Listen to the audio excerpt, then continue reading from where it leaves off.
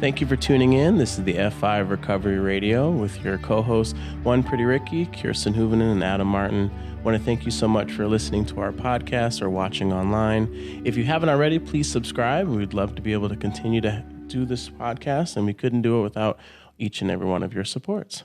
On today's episode, we're going to be talking about validating fears. So it's another interesting topic that I wanted to kick us off with. And so speaking of fears, before we get in... Oh, boy. I found Adam's 4-step. Yeah. Well, we've always talked section. about like... All guys probably have no idea what we're talking about. This so is like a 4-step is like writing down everything that you've ever done wrong. Or bad. been afraid of, or and blah, so blah, it's blah. like it would be like the addict's diary. Right. Yeah. The most Dun, dun, intimate, dun. personal things. And Ricky found mine, and he's about to read it. Yeah. I'm just kidding. He's not. No, I'm not actually going to read die. You'd be But we've arrested. always talked about I have, One Pretty Ricky, and Kirsten, she's Special K. But I feel like, we haven't figured out what Adam's, radio podcast name is. So Kirsten came up with an amazing list. I found the list I made. I'm sorry. Yeah, she made a list, and I want to just read off some of my favorites and see which one you like. They're good. So we have, simple ones, right? El Capitan, the Phoenix. We have Magic Martin. That was a pretty good one. I love Justice Martin. That was pretty fun. Oh, get some awesome ones. Lucky Lockup. Lucky Lockup? I don't know. Lucky Lockup. I was brainstorming. Yeah, these are good. And then there's Uncuffed. Were you on the shitter? I don't think so. Yeah, she said that she was probably outside waiting for her kids for something, and then just came up with this list. Yeah. Babyface Martin, kind of like a... Well, that's good. That's kind of like a 50s. Well, it's like a 50s, Yeah, babyface. it's even though like a still mafia, Oh. like you're a thug-ish. I'm trying. Okay. This one I think might be my favorite. Adam the Hammer Martin, because he's too legit to quit. Yeah.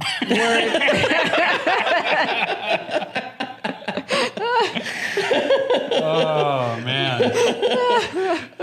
There's also a Lickalotopus Martin, Adam the Dragon Martin. Wait, what did you say? Adam It's the a Dragon dinosaur. We don't need to before go that, back what did there. you say? Martin. Oh, Lickalotopus Martin. It's like What? a dinosaur. That is inappropriate. We can say that on this. What?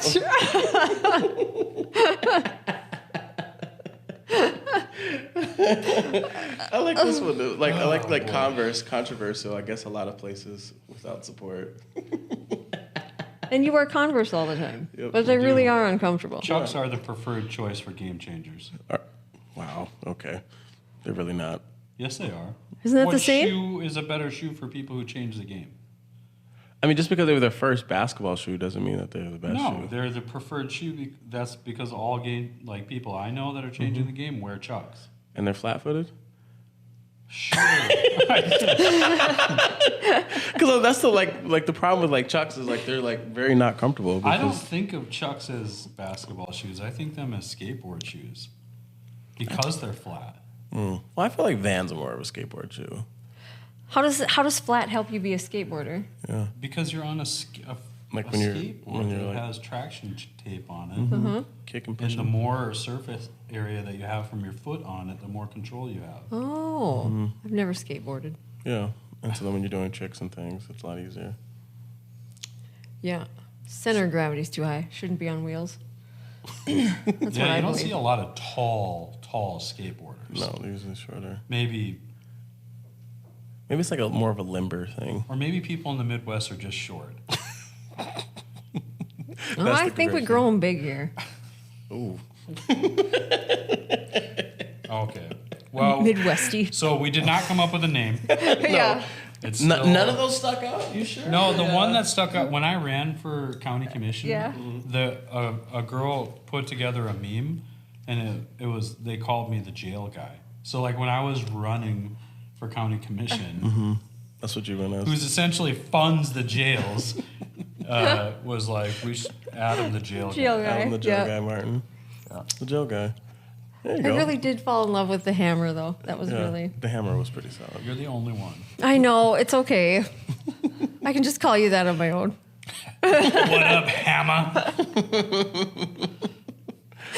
Well, maybe you can come up with some for a future episode. We'll unveil your Princess name. Daddy. Princess. Yeah, I do That's- like that one that's too. what Yeah. my daughter's Yeah, that was a Yeah. good one from last week.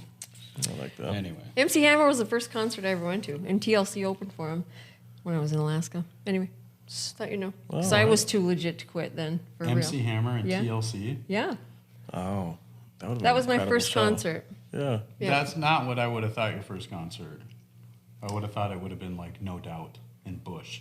No, they I see were that. later, weren't they? They were after that. Yeah. Yeah. I went to a They lemon. had to have been around 96. That's when I was pretty cool too. Yeah. Is that when you went? Well, I went to a Lemonheads concert in '96, and I got knocked out in the mosh pit with a combat boot. That's all I remember. Just this Of that. combat boot coming down your face. How did Yeah. it get to your face? Like, you're very tall. She That was on the problem. ground. Yeah. Oh. You were standing? Well, I was in the pit, and then Yeah. somebody Pushed you? dove, and then because I'm the tallest, I got hit with a combat boot. So it wasn't like a sexy way to go out. But No, anyway, that puts I still it like the Lemonheads. in the face for Yeah. a very different perspective. All Yeah. right. What are we talking about, Ricky? Well, talking about validating validating fears. fears. Yeah. Yeah. All right. What does that even mean? Can you describe? Yeah. So like validating fears, like, like rational fears. Like a rational fear would be like when I thought there were sharks in my neighbor's swimming pool. Like, because we grew up in California, so like obviously there's sharks out in the ocean, but I just assumed that there's sharks in all bodies of water. And so like I didn't learn how to swim until I was 14 because I was so afraid of like getting like eaten by a shark. So I would only stay where I could like, in my mind, I was like, I would just be able to just run out and the shark wouldn't be able to go in the shallow end and get me. Yeah. Somehow that made sense in my very teenage mind. But yeah, but like obviously that's not true. Sharks don't like just hang out in residential pools. But Well, but like other fears of like, okay, as we've talked about, like I got to be really mindful of, when I'm playing games or when I'm like going to like when I watch the Chiefs play, I have to be like very careful that I'm not like too focused on it, just because then all of a sudden is that your team? I just start getting stressed out in football season. I did have a question. I was thinking about this the last time we met when we were talking about the game playing and stuff, which is still kind of a riot. But if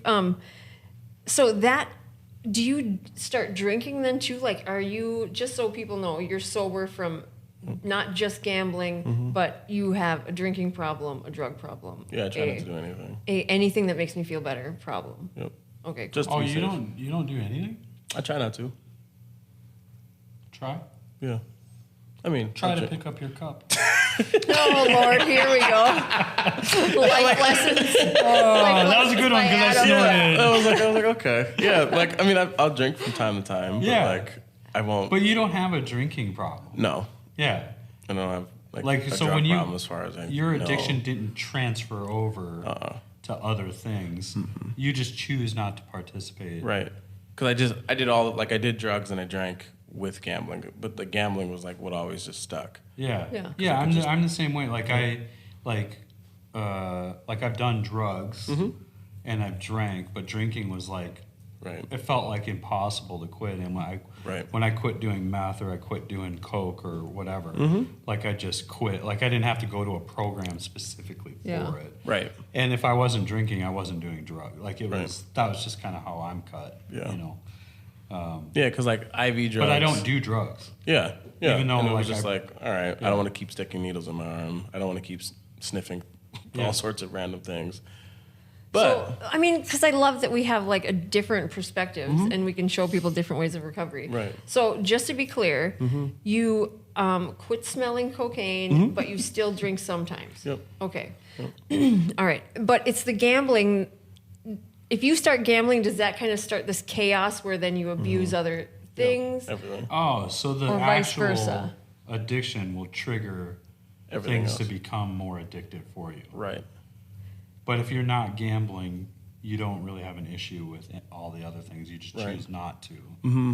Yeah. Just because I don't want to make it easier. Yeah, I to suppose. start. I mean, the only time I ever really did meth is when I was drinking. Right. To drink more. Yeah. Yeah. Like I would get drunk and then I would do some meth. Right. And I would like sober up. Right. Yep. And then I could get drunk again. Right. It was like, when I found that out, I was like, why have I not been doing that? Yeah. And then, well, it's always in my mind, it's like, all right, sweet. Like, if I start gambling, I'll drink, because then it's like, I'm going to be somehow my math for blackjack's going to be better. Or like, it just all sorts of really twisted things. That like I drive better when I drink. Mm-hmm. So like, my mind just goes to that. Like, it's like, that's my gateway, if you will, to just doing other things. Because like, oh yeah, Coke sounds like a perfect thing to do before you play poker. Because then I'll just be wired and they won't know what I'm going to do next. I won't know what I'm going to do next. And then it's just like, it's a whole like spiral. Huh. So is that a fear of yours? Like that the drinking, maybe that gets out of control and then you start gambling again? Mm-hmm. Or that I'll like do other drugs. Because I haven't like... So you don't fear like having a couple drinks might lead you back to gambling? Mm-mm. Huh. Yeah. Because I never drank first and then gambled. I always gambled and then just happened to be I don't drinking. know, dude. Yeah. I mean, I'm not telling you what to do, but I mean, just from my own experience, my morals, even if I didn't have like, if I was just having a couple beers or whatever, they tend to, like, excitement becomes a big deal for me. Right. You know what I mean? And so like, I would just be careful, you know, because like, it's really easy to rest on your laurels is what we call it when you start. Right. Yep. You know? Oh, yeah. I mean, there's a reason that DUIs can affect anybody. Because, you know, when you've had a couple beers and you just like, oh, I haven't had that much. And then you know, you don't want to get a ride home. You'd rather just have that control to drive home or whatever. And then you get a DUI. Yep. You know what I mean? Like, it's just, you would never let anyone around you do that. Right. You know, so. But I've met people But that's cool if you like it. Like, if you, like, they, I mean, I have too. quit meth and they still drink and it's total, and they do it normally. And I just think, how in the hell? That would not, like, I wouldn't be able to do it. I just commend you that you're transparent enough to, because that really could help people too. Because I think a lot of times some people maybe don't have the whole, like, they aren't triggered by everything that makes them feel good, like I am, you know, but they can quit meth and still drink and have a functioning, happy life. And I think that's the goal, right? That you have a quality of life, you know? Yeah. But it's the scary part is that I will hang on to that idea and run with it. Yeah. There's like people like me where it's just like I see people like that. Yeah. Right. And it's just like, damn. They could do it. Yeah. I wish I'm honestly super grateful that my drug of choice, if you will, was alcohol. Because it was like, in comparison to like major drugs, alcohol is viewed like, you know, the minimum. Yeah. Right. You know, in whatever. Even though, like in North Dakota, it is by far the most damaging of all the drugs, you know, at least on, you know, justice system and treatment and, you know, meth and alcohol are like the things. But because like alcohol is like, you know, the way it is in the grand scheme of drugs, it made me very skeptical of ever thinking I could do anything else. Like, so then when I meet people who are like heroin addicts or meth addicts or whatever, like I can see why it's hard for them to see alcohol as bad as what they were doing. So it must not be that big a deal. It's probably kind of like how I view, you know, people who smoke cigarettes or smoke weed in comparison to alcohol. Right. I probably don't have a problem with that because I was like an alcoholic or I was a meth addict, you know. But for me, I can't do... So that's why I'm saying I'm grateful that it was alcohol. It was such on the low stigma compared to everything else because it just completely blanketed any idea. Gambling, for me, would be the alcohol for a meth addict. I can see where it could trigger some things in me, but I'm able to control it. Like I can walk away after $20. Right. But when I'm on a big hand and that dopamine starts like surging, you know, surging. Like I can see how, like, I think that if I made a lot more money, and I had disposable income, that's where it would start for me. Because I could always think I could make it back, or, you know, because $20 doesn't get you very far in the casino. unless you're winning, and then you're, which doesn't happen. Right. Eventually it will. But if I walked in there with 20 grand and I wanted to double that up, I think that I could find myself in that trap. Yeah. So yeah, that's scary. Yeah, maybe I should be careful with that. I mean, well, not like 20,000, but yeah. Well, and that's why I liked with once I started going to GA, like it wasn't necessarily the gambling, but just more just you focusing on the compulsion. Like you have compulsiveness is really where the issue was. Like it just happened to be gambling that you're doing it with. But I can be compulsive with anything. Like that's why I try to limit anything that sounds weird, but like anything that gives me pleasure, because like I can easily overdo it. I can easily overdo sugar. I can easily overdo drugs. Easily overdo drinking. Anything that's going to make me feel good, I will just go all in, like no pun intended, like on that thing, because that is still triggering the same. I get it. No pun intended. Yeah. Because it's a betting thing. Yeah, you got it. All right. Yes. Like, oh, I'm so smart. But so that compulsion is very, very much real. And so that's why it's like, okay. And gambling pulls it out like no other. Like other things do too. It rakes it. It has a long hand and just pulls it like it's relay. I get the rake thing. I get it. I was just imagining if it was a rake. I have an update. Oh. I have I'm going to seem like a big ass hypocrite right now. Okay. You remember the episode where we talked about mocktails? Mm-hmm. I had some in California. And I'm not opposed to them. Why? So I was sitting with some people, and a couple people were drinking, and one of my friends, who's also sober, ordered a mocktail. And as soon as he said it, I was like, this guy. And I told him, I was like, I just have this thing where, mocktails, this and that, and I think that it's people who are new to recovery could struggle with this. Yeah. And then I had one, and I'm like sitting there, and then I got to the point where I didn't even realize that I'm like having one. You know what I mean? Yep. Like it was just another drink. Right. You know what I mean? And it was actually really good. And like it kind of gave me the feel that like that I was just part of inclusion, the community at my table. Yeah. And I wasn't making a big deal about getting a Sprite or a ginger ale, which is like the go-to alcoholic, non-alcoholic. Don't put a straw in it. Yeah. Don't put an umbrella in my ginger ale or whatever. Like it was just I ordered a mocktail and it came, and then we talked about it a little bit, and then we just moved on. Yeah. And I was like, and I was sitting there stirring it. You know what I mean? And it didn't like trigger me or anything like that. It was just like it was just a drink. Yeah. Yeah. And I realized that like for the last couple of years with mocktails that I've resentfully fought against it because I'm ignorant of it. Yeah. You know what I mean? And it's actually I found that it may not be a bad idea. Yeah. And it was one instance where it was a situation. I think sometimes when it becomes unhealthy is when it is to cover up this desperate fear of not fitting in. Yeah. And it's a regular thing. I think then it kind of gets us to be a slippery slope. But that would just be for me because I would think, well, if I'm already doing this, I'd like to at least. Do you know how much more fun I am when I'm loaded? If you're there and you're going to be there, it was a nice little difference. Right. So what did you order? Different. I don't remember what it was. I just basically, the guy ordered the mocktail, and then I was like, I'll have what he's having. Yeah. Fruity? It was super fruity.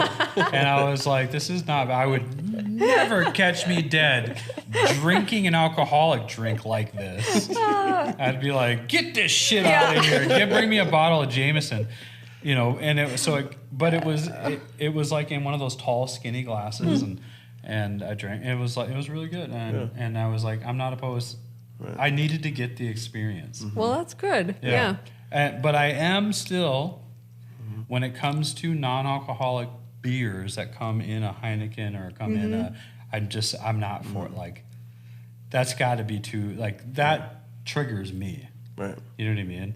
And so I can't get behind, beer cans that look like, because I actually came across some that said that they were, non-alcoholic, but then you read the label and it has alcohol in it. Yeah. You know, so like it's low enough. So my recommendation is, if you're going to partake in it, just make sure, because if there's going to be an accident that happens with a mocktail, it's going to happen in a mocktail. Right. Yeah. Like when you order just a Dr. Pepper, it goes back there and it's like the guy wants a Dr. Pepper. When they order a mocktail and they start making, and if it's similar to other drinks, there could be a chance. So make sure you smell it. You know, make sure that if you order a non-alcoholic beer, you read the ingredients, because if you're an alcoholic, because it could trigger something inside. It could, and it probably didn't for you because you never ordered those things when you were drinking. You either like threw the cap away on a bottle or had beer. So, but for someone who did have those, it could be different. The other thing too is there was no, like when I go to JL Beers or something and I order their 1919 root beer, they bring it in like a pint, frosty mug, and so then I could argue that because when I drank beer at the bars, that's how I drank it. Was like, get me the tallest, whatever, or the pint or whatever, and then it would come in a frosty mug, and it would just be like, the only difference is I didn't drink Guinness, so it wasn't that dark, so that it was easy for me. But mocktail, that essentially could be a mocktail, because it looks and feels like it would be a normal drink, but it's not. But isn't 1919, wouldn't that be considered like an NA beer? Because it's root beer? Like, it's still a beer. How dare you be logical right now? That doesn't make any sense. It does make sense, because it's called root beer, and it was originally meant for people who don't drink beer. Really? Yes. Like the history of root beer was to be a non-alcoholic beer. And Aladon made it to save the life of her husband or whatever. Yeah. I had no idea. That's interesting. I'm a big hypocrite, is what is the conclusion that we came to on this podcast. You're willing to be transparent enough to say that. That's good. Instead of saying one thing and then being like, well, I'm okay with it, really. Yeah. I'm not going to be a politician and say that it's still wrong, even though I partake in it, because I know most of them are that way. Just check their browser histories. That is a valid fear, though, as to like what will take me back to drinking. Because I think that's ultimately, it's not a fear so much, but when you first get sober, it was a fear as what was going to wreck this for me, because it always gets wrecked. I just give up before I even try, But so, that's a valid fear. And really, what I should be afraid of is my own thinking. And when I start to step away from the recovery that's working for me, because I think, well, I got it. I know what to do now. I read the book. I know the worksheet. But you cannot think your way out of this one. You have to take the action just because I can't trust my own thinking, Right. Yeah. And I think make sure we're encouraging people to not go out and try. Don't try to validate the fear by like doing the thing that makes you afraid. It's like, oh yeah, like it's one of those like, you guys ever watch Fear Factor? He had like put, like the bugs or whatever. Like you don't have to, like, you can be afraid of spiders and not have to like, am I still afraid of spiders? And like put your hand in like with a bunch of spiders. Some fear is healthy. Like, you don't it's need to, good like, to be afraid of stuff. It's good to be afraid. I think it's healthy to be afraid. Like, I'm going to be a bad mom. I'm going to, it just keeps me aware of how I'm doing that. Right. Or some things like I'm afraid of people that run red lights because they're going to kill me, stuff like that. And the guy behind him. Yep. Oh, anyway, but there's a difference between fear and guilt and shame. Sure. Yeah, absolutely. for sure. Right. Like any fear could be a relatively healthy fear. Right. Put my hand on a hot stove, I fear that I'm going to get burnt. Right. Well, that's logic. Yeah. Right. A bear comes running at me. Fight, flight, or freeze. Those are fear reactions. Like those are healthy. The problem is that for addicts and alcoholics that I see, like me, is that we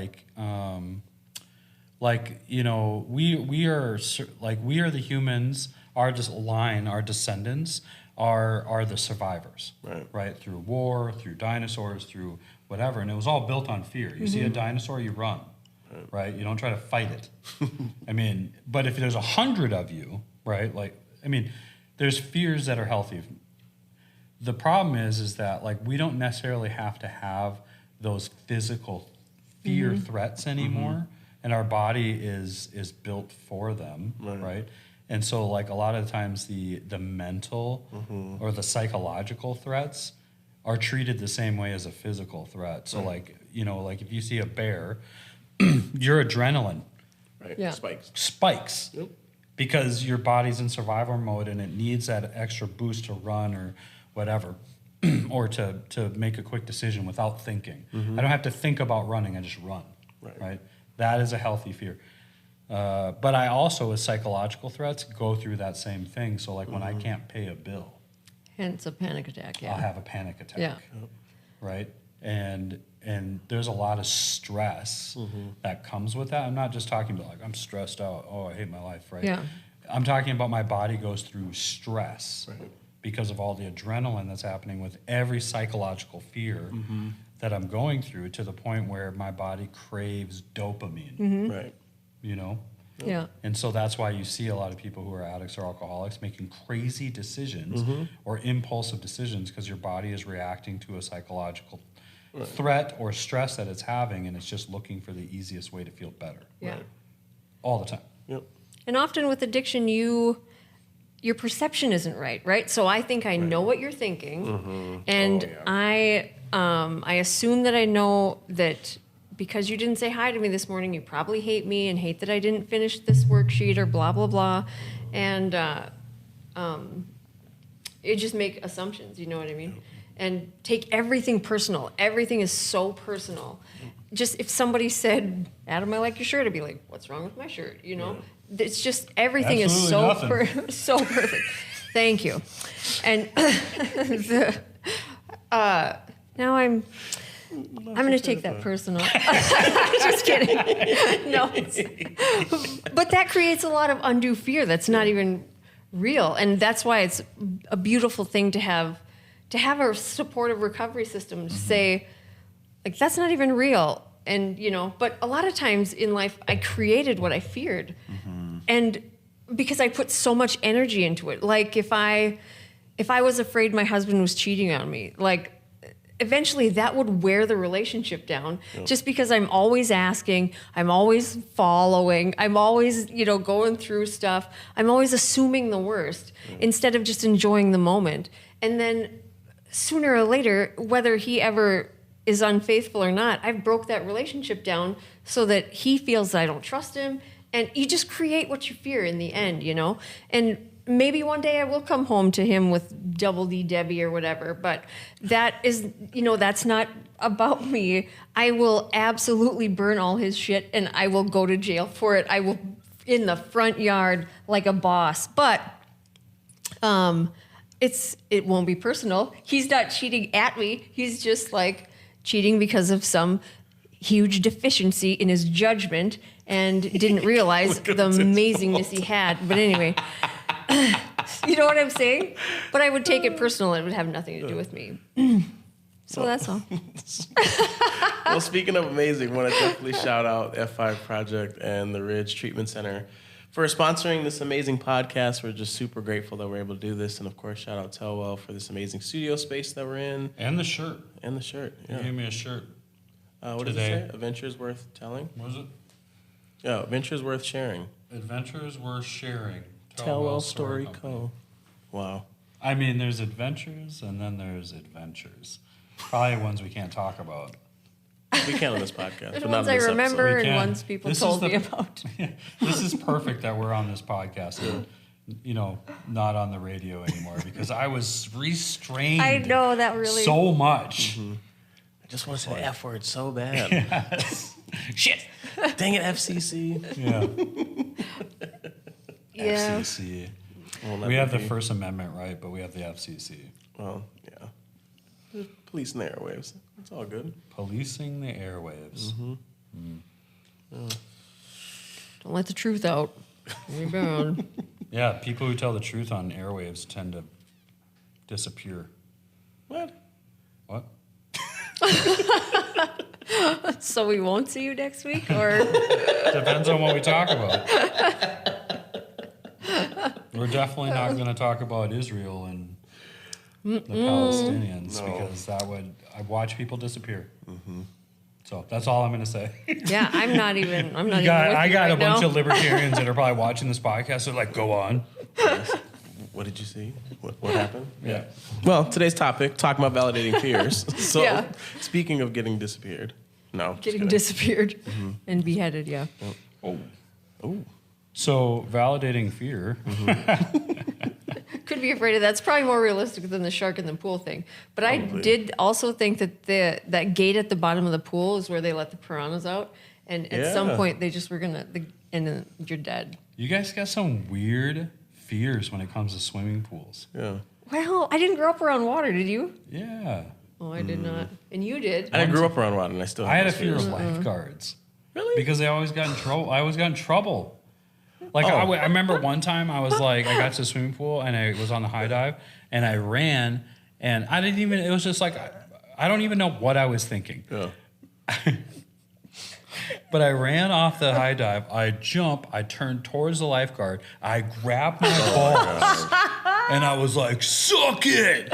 And then I went underwater and I was like, what did I just do? And I was like, I'm going to swim as far, because the big, the diving part is connected to the pool. And I was like, I just kept swimming. Your lungs are burning. And I was like, yes. And then as soon as I came up, there he was. Oh, was it him too? It was him. And he just stood over me. He was like, you're out of here. You're out of here. Yep. I was like, I don't know why I did it. He's like, it doesn't matter. Yeah, you got to go. Yeah, but it was one of those, like, once I, like, figured out how to, like, learn how to swim, like, I was just trying to, like, I felt like I was making up for, like, lost time. So I remember we used to have this, like, pool in Pasadena, so it was called Parish, and they had this, like, the highest dive was, like, the platform where, like, it just doesn't dive, but there was this, like, cute lifeguard, which is weird that you didn't like lifeguards, because all our lifeguards at this place. No, I thought he was cute. A lot of the female lifeguards were pretty. Yeah. But I just had a problem with authority, male figures. That's and what so it was. A lifeguard was had a whistle. Yeah. They're like old school bobbies from England. Blowing their goddamn whistle all the time at me. With a little baton gonna hit you over the head with it. Yeah, except it was like a lifesaver. Oh, yeah. They're just cops on water in swimming pools. I don't know how people don't see this. In Speedos. Don't let the refreshing good looks fool you. At the end of the day, they're police. Yeah. They will hit you over the head with their lifeguard. Yeah. I didn't see other people that were swimming saying, you can't be here anymore, or you're in timeout. They should put little lights on there, little siren lights on there. On their Speedos. Yes. Yeah. I mean, there was other people there that were snitches. There's only one thing you should snitch about in the pool is because someone took a shit in the pool. Right. Mm-hmm. And that's you obvious. won't tell on that guy. Yeah. That's like some mental health crisis. Yeah. I'm just grabbing my balls and jumping off the high dive and yelling, "Suck it." Man, I mean, the 2 times I pooped in the pool wasn't a mental health crisis. It was just I didn't want to get out. What? What? What? What did you say? I actually pooped in a pool. You pooped in a pool? It wasn't on purpose. I mean, it wasn't. It was on purpose. It was on purpose, but it wasn't a mental health crisis. Damn. It just I didn't want to get out. I was like, I was just having too much fun. If we ever put together an F5 retreat or something like that, you are not invited. You were just having so much fun, but isn't the fun over? All right, it's time to go to the pool, guys. Ricky, that's your cue to leave. I was little. You were little? Yeah, I mean, the one time I was little, then I was a teenager. Do you remember it? Yeah. You remember shitting in a pool? Yeah.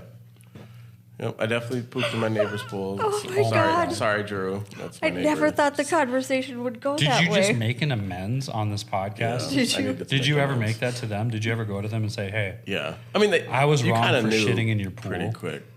Like, It's like somebody pooped in the pool, and just like try to play it off. And I mean, it's a bunch of people, so like it's easy enough to like blame somebody else. Yeah, but the problem was I was the only one like in the shallow end, so then it was pretty obvious that Shat in I did it. the shallows. What did you do? What did you like? I was just.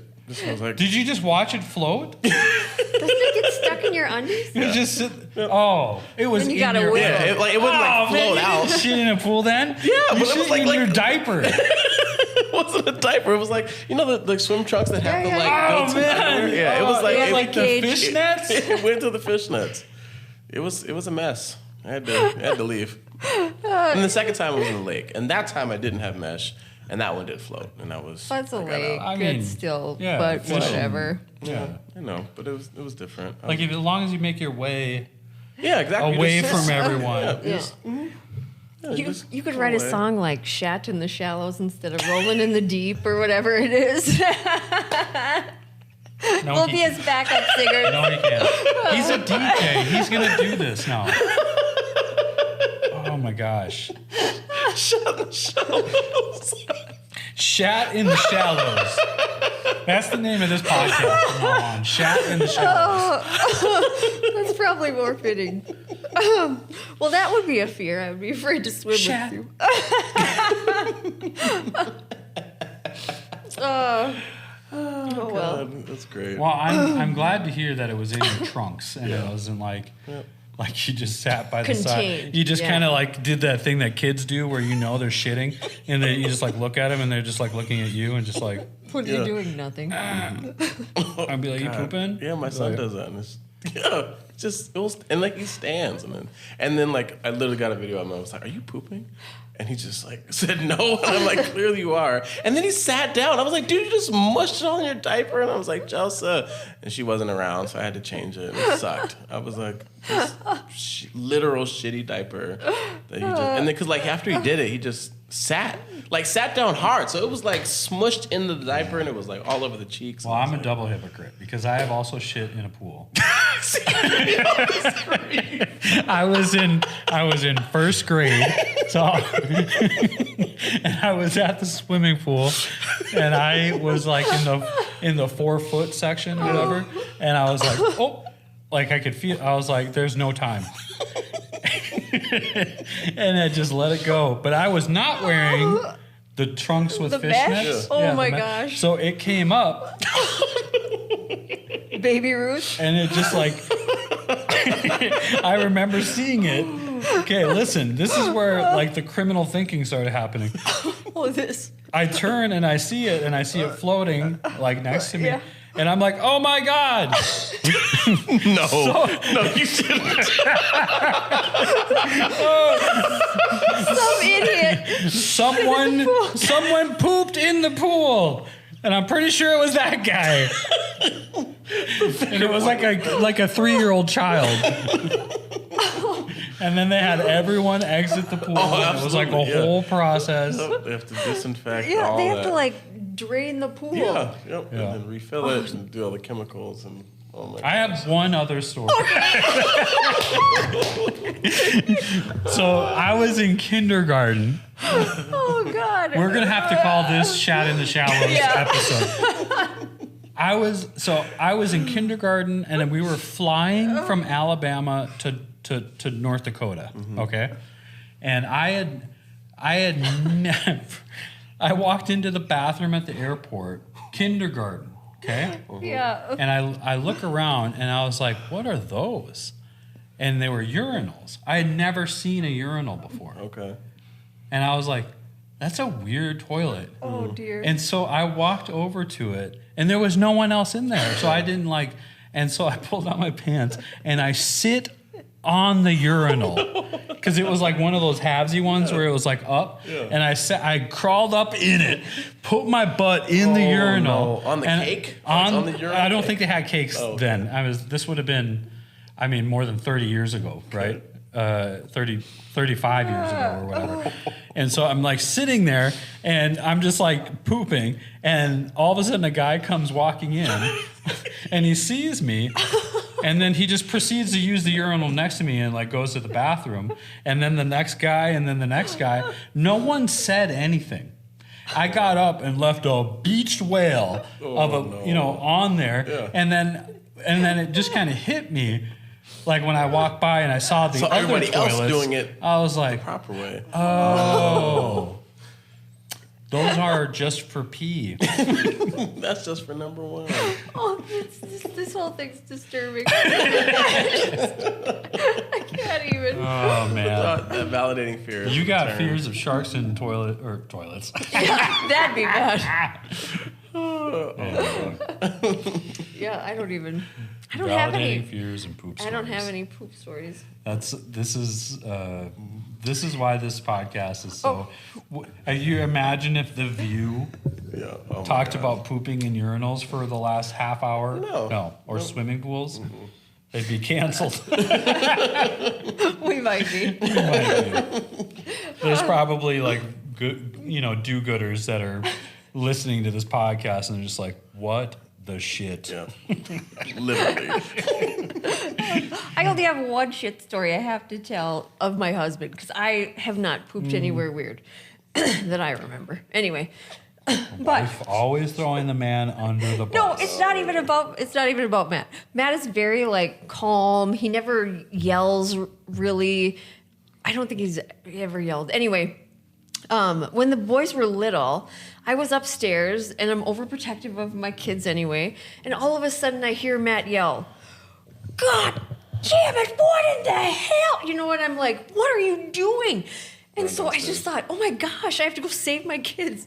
And I ran downstairs because he was going to yell and break their heart. Yeah. And so I ran downstairs and I go, what in the world is the matter?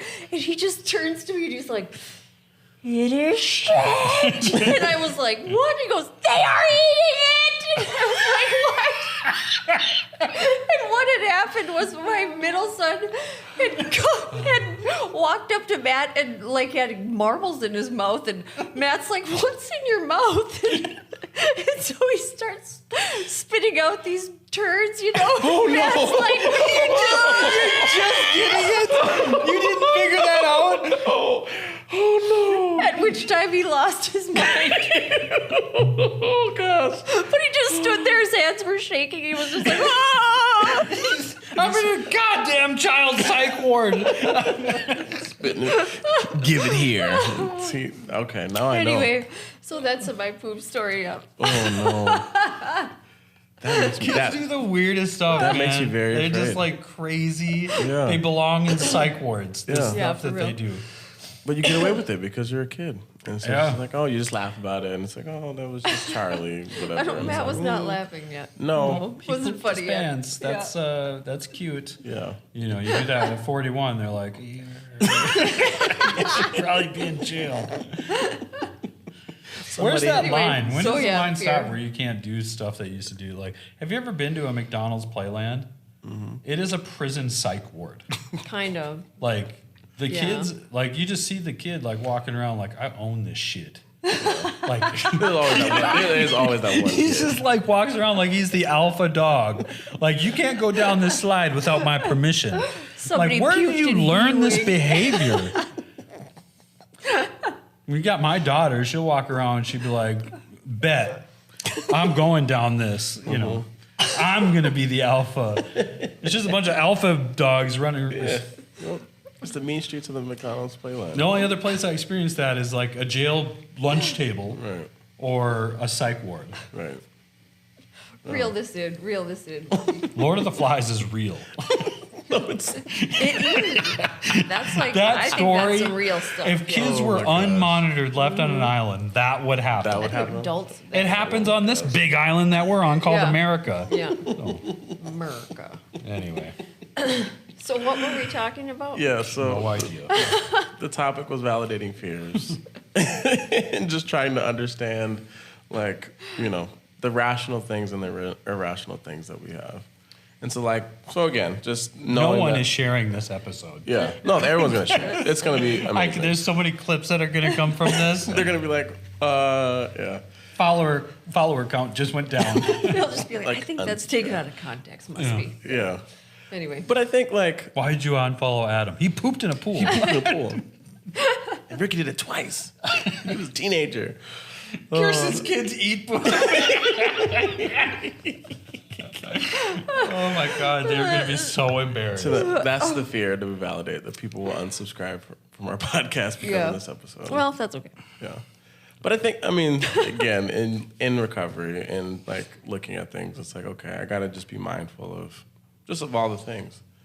But like, I've never like, the one thing that I'm always like afraid, like I'm afraid of like relapsing, but I've never been like afraid of like not going to a meeting.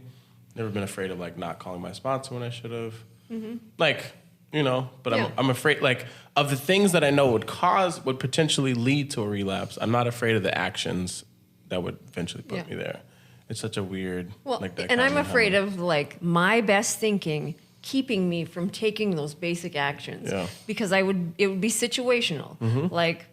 Like last night we had to miss. I had to miss my home group because I had to take my kid back to the ER because he broke his thumb and then he had surgery. And then yesterday he decided to do a somersault or a cartwheel or something in school and like jammed up all the things in there. So anyway. But or just little things like in January, it's cold, I don't really want to go. Right. I'm afraid that I will enough excuses for myself that pretty soon I'm so far removed, it's really hard to get back, Anyway, so in spite of myself, I just have to take actions I don't always believe in. I have to be willing to be uncomfortable.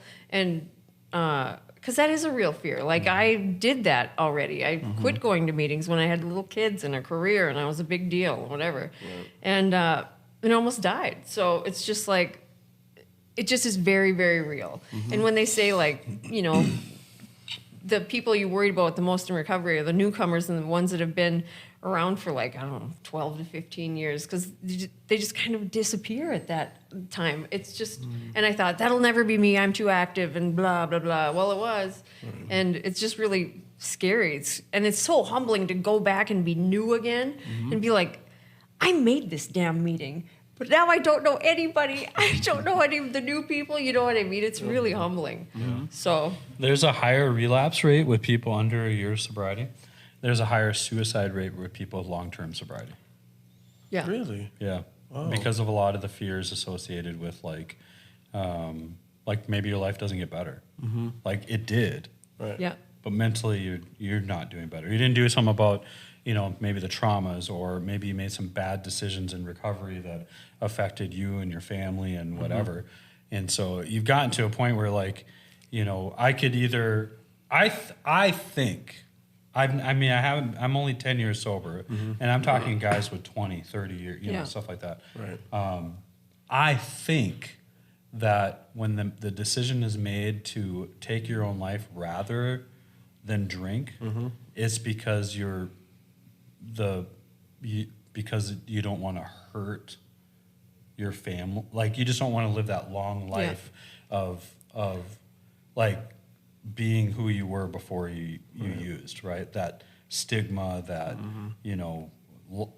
all that stuff. Yeah. You just don't want to be known as that guy. Right. And you would rather just like take your own life, because you're going to end up drinking. Right. Yeah. Like it's the supreme sacrifice to, because you've again gotten to a place where you're so uncomfortable in your own skin, your ego won't let you go back and say, I know I have this much sobriety, but I blew it. I have no idea what I'm doing. Right. That's just so humbling, and it really becomes difficult. Mm-hmm. Yeah, it's a fork in the road. It's either I need to shit or get off the pot. I need to make a decision that's going to probably feel like it's very humiliating, or ask for help or whatever. Because it's like hard to ask for help when you're like trying to get sober. Mm-hmm. Imagine being the guy 35 years sober that everyone views as nothing. Like you're the guy that they want to be, and then you're having to ask for help, right? Like it sounds like it's not that big of a deal, but the ego is a weird thing inside your head, and it will die before it has to ask for help. Yeah. Do you guys have, in like your longer term of recovery, some of the fears that you have now, were they the same fears that you had when you first got sober, or first started? I still have one fear that I had when I first got sober. It's my fear of sleeping. Okay. Like You're afraid to sleep? I'm afraid to lay there and wait to go to sleep. because that's where like the TV's off, the phone's off, the whatever. And the worst thoughts that I have, or like the most negative thinking, happens while I'm laying in bed. And so a lot of time, this is why I like struggle to wake up in the morning. This is why I struggle to stay asleep or whatever. So sleep has always just been, and one of the reasons that I drank as much is I knew that I could sleep. Right. And it did. Every time I got drunk, I slept. Right. And so I had a fear of getting sober originally, that I was never going to be able to sleep, and I was going to end up drinking because of it. Yeah. So like, what's the point? Right. And so finally I got over that fear, but I still have the fear of going to bed at night because that's when my worst thoughts happen. Right. Okay. Kirsten, what for you? I don't know. I think when I first got sober, it's just different fears, right? Now I have middle class problems or whatever, but I think initially the fear, what gets you sober, is the fear of consequences or whatever. And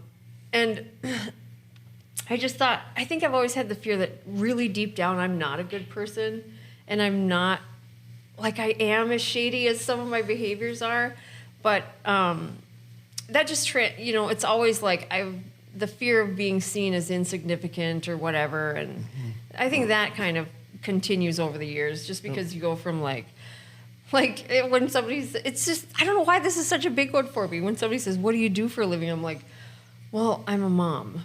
But like, I'm smart and I did shit and I had a job and I like know stuff. You know what I mean? Like why is it so terrible to just be a mom? But it just hurts my ego. But I think the fears just change with the things you have. Like now that I have kids, my biggest fear is that I'm not a good mom. And I think before it was probably that I was going to end up in jail for a long time or whatever. You know what you should say? What? You should say you're a warden of a transitional living center. No, what do you do for a living? I'm a warden for a youth transitional living center.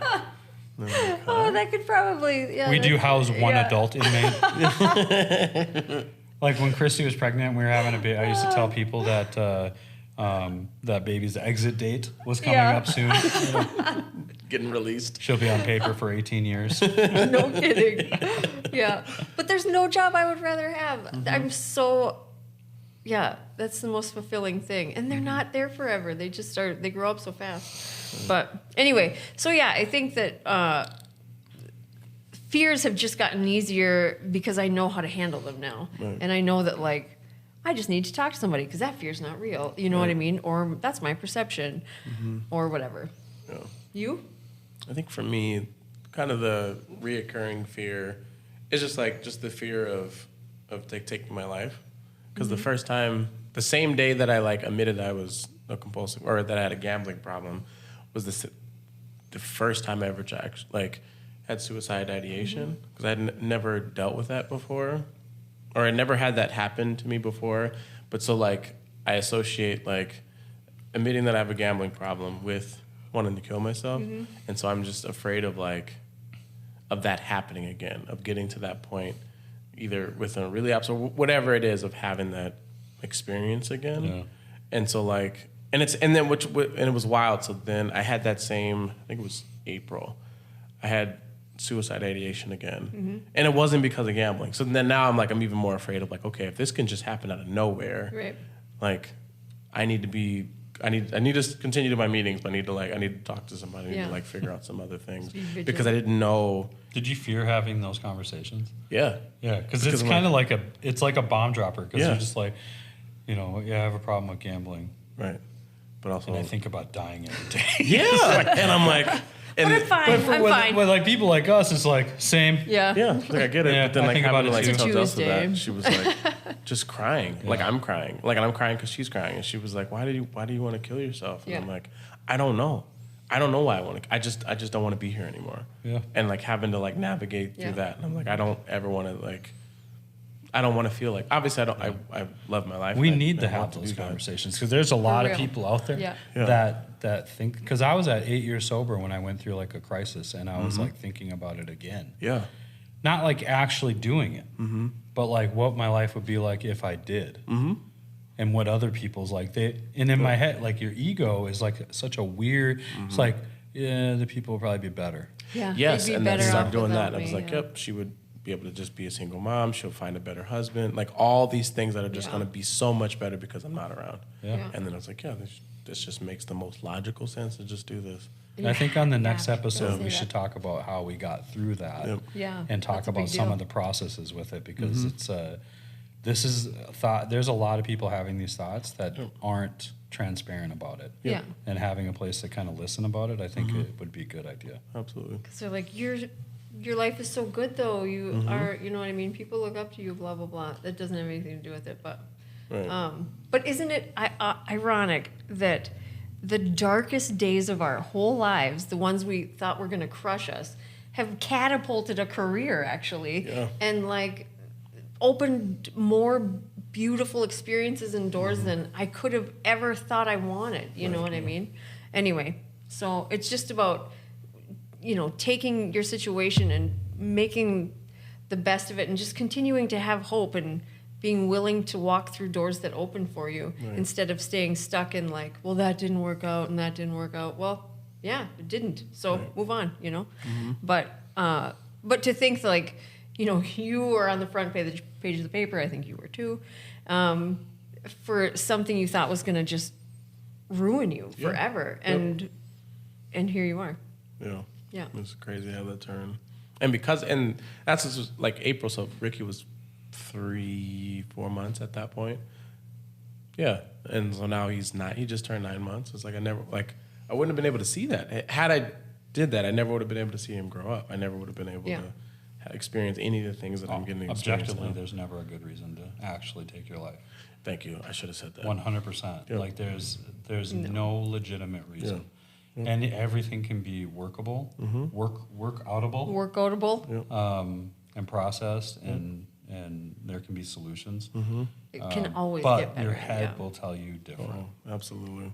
Like and that's the mental part of this is like it's insidious and it doesn't go away just because you get sober. Do you know what insidious means? No. I think I do because I think I used it right. It's like Chinese water torture. It's like it's not... like the movie Insidious, like if you ever watch it, it's not like an actual like all out like horror murder film. It's like these little things that just thoughts of insanity of like it's almost like gaslighting. Yeah. It's like these little things that are happening that cause you to think that you're crazy.